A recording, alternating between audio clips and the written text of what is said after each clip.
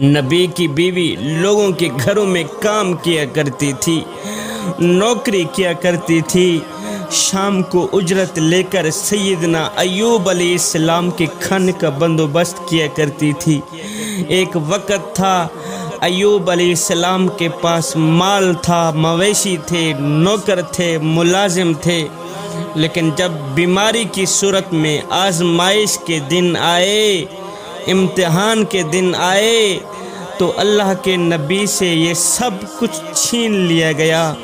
आपको एक दर्दनाक बीमारी में मुब्तला किया गया है। माल था, सब कुछ था, गैर भी अपने थे। आज आजमाइश के दिन जो आए हैं, अपने भी पराए नज़र आने लगे। जब इम्तिहान के दिन आए तो अल्लाह के नबी का कोई भी साथी ना रहा। एक ज़ौजा मोहतरमा थी जो सारा दिन लोगों के घरों में जाकर बर्तन धोया करती थी, नौकरी किया करती थी।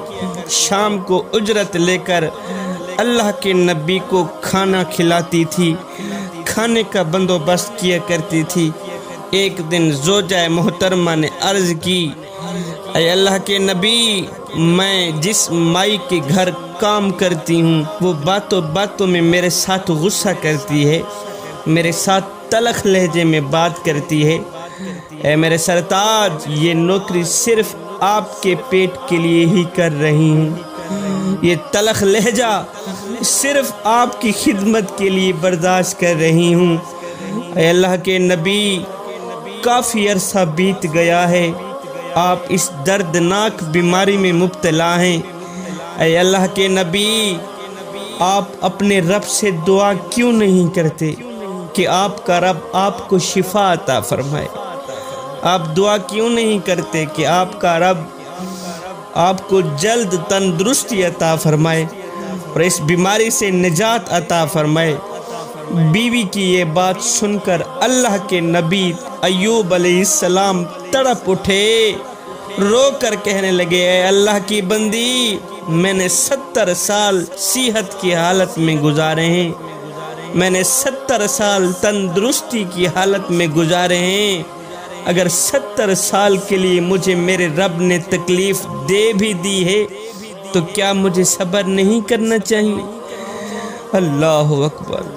खैर, ज़िंदगी के दिन गुजरते गए। एक दिन अल्लाह के नबी अय्यूब अलैहिस्सलाम ने आसमान की तरफ देखा, फिर एकदम सजदा रेज हो गए। बस इतना ही कहा, या बारी ताला, मेरे करीम रब, अब तो तेरी बंदी भी मेरी खिदमत करती करती थक गई है, अब तो मेरी बीवी भी मेरी खिदमत करती करती थक गई है। अगर ये भी थक कर बैठ गई तो तेरा बंदा कहाँ जाएगा, तेरा अय्यूब कहाँ जाएगा?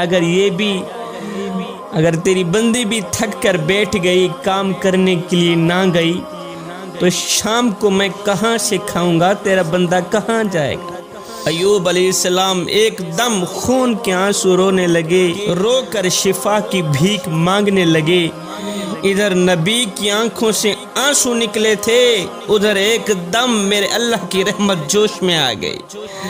एकदम मेरे रब की रहमत जोश में आई। मेरे अल्लाह ने फरमाया, मेरे अय्यूब, अभी अभी तुम अपनी ईढ़ी ज़मीन पर मारो, जल्दी करो, अपनी ईढ़ी ज़मीन पर मारो। अय्यूब अलैहिस्सलाम ने जब अपनी ईढ़ी ज़मीन पर मारी तो चश्मा निकल आया। फिर मेरे अल्लाह ने फरमाया, मेरे अय्यूब, अब इस चश्मे से गुस्ल करो। मेरे हुजूर फरमाते हैं, मेरे करीम नबी फरमाते हैं कि जब अय्यूब अलैहिस्सलाम ने उस चश्मे से गुस्ल किया तो मेरे अल्लाह ने अय्यूब अलैहिस्सलाम को जन्नती लिबास पहना दिया। जब अय्यूब अलैहिस्सलाम ने उस चश्मे से गुस्ल किया तो सेहतमंद हो गए, तंदुरुस्त हो गए, आपकी बीमारी जाती रही। मेरे अल्लाह ने जन्नती लिबास पहना दिया और अय्यूब अलैहिस्सलाम एक तरफ होके बैठ गए। शाम को आपकी ज़ौजा मोहतरमा काम करके जब वापस आई तो आपको पहचान ना सकी। पूछने लगी कि इधर मेरा सरताज बैठा था, वो कहाँ है? वो तो चल भी नहीं सकता, कहीं मेरे शोहर को भेड़िए तो नहीं उठा के ले गए? ये सुनकर अय्यूब अलैहिस्सलाम रोने लगे فرمایا تیرا بھلا ہو، میں ہی تیرا سرتاج ایوب ہوں۔ تو کہتی تھی نا اپنی تندرستی کے لیے اپنے رب سے دعا کر، آج میں نے رو کر دعا کی ہے، اللہ نے میری دعا سن لی ہے، مجھے میرا صحیح جسم دوبارہ دے دیا ہے۔ میرے حضور فرماتے ہیں کہ اللہ نے پھر سے ایوب علیہ السلام کو تندرستی بھی دی، صحت بھی دی، اور پھر سے وہ لوٹا ہوا مال واپس بھی دے دیا، مال بھی آ گیا، دوبارہ دولت بھی آ گئی، پھر سے امیر بنا دیا۔ جوانوں، جب کوئی پریشانی آئے، دکھ تکلیف یا برا وقت آئے تو تکیے پہ رونے سے بہتر ہے سجدوں پہ رو لیا کریں، اس سے اللہ بھی راضی ہو جائے گا، تیری پریشانی بھی دور ہو جائے گی۔